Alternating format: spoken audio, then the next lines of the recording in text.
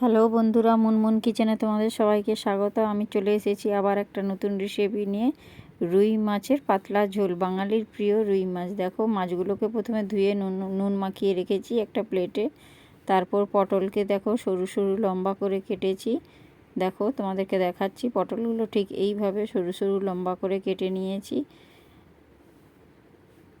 খেতেও বেশ ভালো লাগে। এবং দুটো আলুকেও এইভাবে সরু সরু লম্বা লম্বা করে কেটে নিয়েছি। খুব সরুও হবে না, খুব মোটাও হবে না। দেখছো, আমি তোমাদেরকে দেখাচ্ছি। পটল এবং আলুগুলোকে মিডিয়াম সাইজের সরু করে কেটে নিয়েছি। এবং রান্নাটা করার জন্য আমি নিয়েছি টমেটো কুচো, 6-7টা মতো কাঁচা লঙ্কা কুচো, পেঁয়াজ কুচো এবং রসুন কুচো আর আদাটাকে আমি মিক্সিতে গ্রেড করে নেব। তো এখন আমি গোটাই রেখেছি, তোমাদেরকে দেখাচ্ছি, পরে আমি মিক্সিতে গ্রেড করে নেব। তো দেখো, কড়াই তার জন্য তেল দিয়ে দিয়েছি। তেলটাকে একটু ভালো করে গরম হওয়া পর্যন্ত আমি অপেক্ষা করব।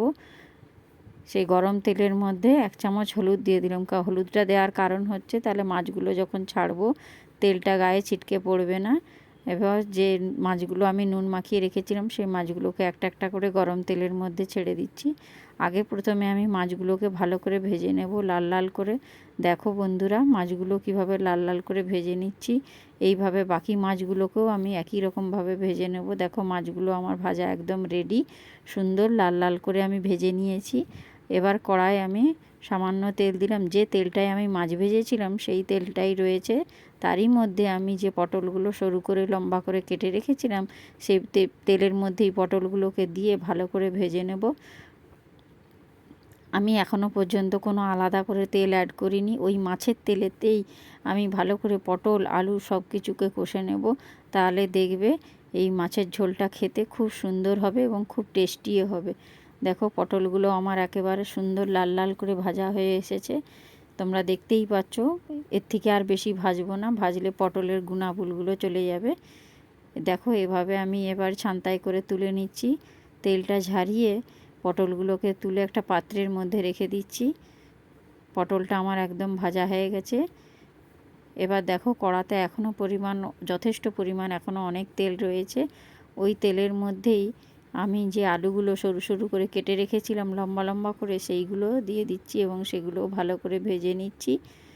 তো তোমরা ওইভাবেই ভেজে নেবে, আলুগুলোকে ভালো করে লাল লাল করে ভেজে নেবে। দেখবে তাহলে মাছের ঝোলটার স্বাদটা খুব সুন্দর হবে। দেখো, আলুগুলো আমার ভাজা হয়ে এসেছে, একদম লাল লাল করে ভেজে নিয়েছি। এবার ছান্তার সাহায্যে আমি আলুগুলোকে তুলে একটা পাত্রে রেখে দেব। দেখো, আমি তেল ঝারিয়ে ঝারিয়ে আলুগুলোকে তুলে নিচ্ছি, একটা পাত্রের মধ্যে রেখে দিচ্ছি আলুগুলোকে। এবার দেখো, এখনও পর্যন্ত কড়ায় অনেকটা পরিমাণ তেল রয়েছে। এই তেলেতেই আমি রুই মাছের পাতলা ঝোলটা রান্না করব। দেখবে তাহলে কত টেস্টি হবে। সঙ্গে থাকো, দেখতে থাকো। আলুগুলো আমি কিছু কিছু অল্প অল্প করে তেল থেকে আলুগুলো তুলে রেখে দিয়েছি এবং ওই তেলের মধ্যেই সামান্য পরিমাণ আরও সর্ষের তেল দিলাম। সর্ষের তেল দিয়ে রান্নাটা করলে রান্নাটা খুব টেস্টি হয়। এই জন্য সর্ষের তেল দিয়ে আমি রান্নাটা করছি। দেখো, এতে আবার কুচনো যে রসুনটা রেখেছিলাম সেই রসুনটাকে দিয়ে দিয়েছি এবং লাল লাল করে রসুনটাকে একটু ভাজা হওয়া পর্যন্ত অপেক্ষা করব, নাহলে রসুনের কাঁচা গন্ধটা ছাড়লে খেতে ভালো লাগবে না।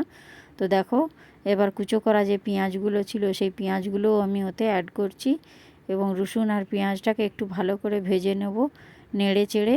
তাহলে রসুনের যে একটা কাঁচা গন্ধ থাকে সেটা থাকবে না এবং মাছের ঝোলটাও খেতে খুব সুন্দর লাগবে।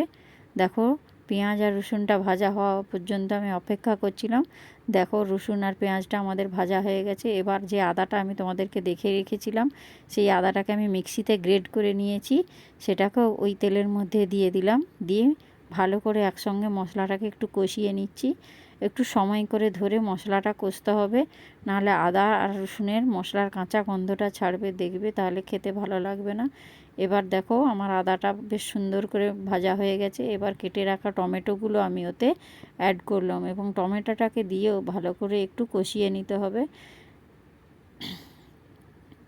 দেখো, টমেটোটাও ভালো করে কষিয়ে নেওয়ার পর যে কাঁচা লঙ্কাগুলো আমি কেটে রেখেছিলাম, সেই কাঁচা লঙ্কাগুলোকেও আমি ওই তেলের মধ্যে অ্যাড করলাম। দিয়ে ভালো করে একটু নাড়ি চেড়ে নিচ্ছি উপর নিচ করে, যাতে লঙ্কাগুলোও ভাজা হয়ে যায়। দেখো, আমার ভাজা হয়ে এসেছে। তারপরে আমি পরিমাণ মতো লবণ অ্যাড করলাম, স্বাদ মতো 1 চামচ হলুদ গুঁড়ো,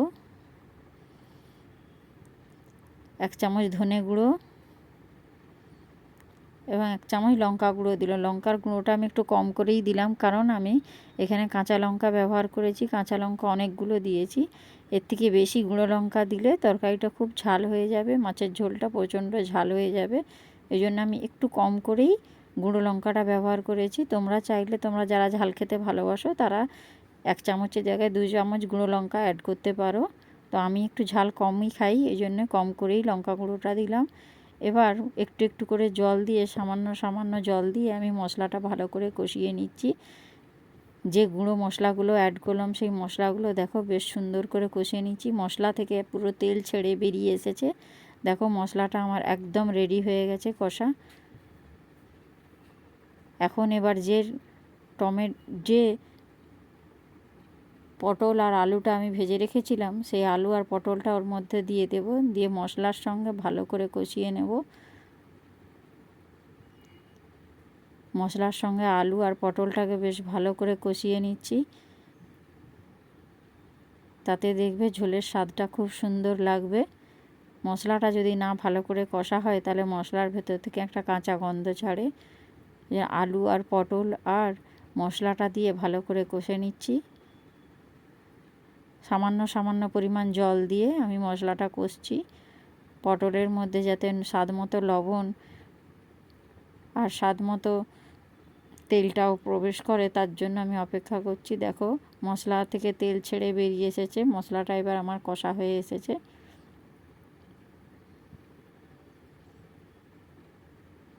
এবার আমি 2 বাটি মতো জল রেখেছিলাম, জলটা একটু উষ্ণ গরম করে নিয়েছিলাম, সেই 2 বাটি জল আমি পরিমাণ মতো অ্যাড করছি। জলটা একদম ঠান্ডা জল তোমরা দেবে না, একটু গরম করে জলটা দেবে, তাহলে দেখবে তরকারির স্বাদটা আরও আরও সুন্দর হবে, খেতেও ভালো লাগবে। এবার আমি একটা ঢাকনা দিয়ে আলুটাকে যাতে সেদ্ধ হয়ে যায় এই জন্য ঢাকা দিয়ে দিলাম। 5 মিনিট মতো ঢাকা দিয়ে আমি ফুটিয়ে নিয়েছিলাম। দেখো এবার ঢাকনাটা খুলে দেখেছো কত সুন্দর কালার এসেছে। এবং যে আলুগুলো দিয়েছিলাম দেখো খুন্তির সাহায্যে কেটে দেখিয়ে দিচ্ছি, আলুটাও আমার সুন্দর সেদ্ধ হয়ে গেছে। আবার একটা আলু আমি কেটে দেখিয়ে দিচ্ছি, দেখো আলুটা বেশ সুন্দর সেদ্ধ হয়ে গেছে এবং তরকারির কালারটাও খুব সুন্দর হয়েছে। এবার যে ভেজে রাখা মাছগুলো, রুই মাছগুলো আমি ঝোলের মধ্যে দিয়ে দিচ্ছি। মাছগুলো দেওয়ার পর 5 মিনিট মতো ঝোলটা এতে ফুটিয়ে নেব, যাতে মাছগুলো সুন্দর নরম হয় এবং মাছের মধ্যে নুন আর মশলাটা ভালো করে প্রবেশ করে। তার জন্য মাছ দিয়ে 5 মিনিট মতো আমি ঝোলটা ফুটিয়ে নেব, তাহলে মাছগুলো একটু নরম হবে এবং খেতেও ভালো হবে। দেখো আমি আস্তে আস্তে করে 5 মিনিট ফুটিয়ে নিয়েছি। এবার বাঙালিদের রান্না মানেই চিনি, 1 চা চামচের হাফ চামচ মতো চিনি আমি ওতে অ্যাড করলাম, তাহলে দেখবে রুই মাছের যে ঝোলটা রান্না করছি তার টেস্টটা একদম আলাদা হয়ে যাবে। দেখো রুই মাছের আমার ঝোলটা একদম রেডি, পটল দিয়ে রুই মাছ। তোমরা একবার বাড়িতে ট্রাই করে দেখতে পারো। আমার রেসিপিটা ভালো লাগলে একটু কমেন্ট করো, শেয়ার করো, লাইক করো, আমার চ্যানেলটাকে সাবস্ক্রাইব করে পাশে থেকো। নমস্কার বন্ধুরা।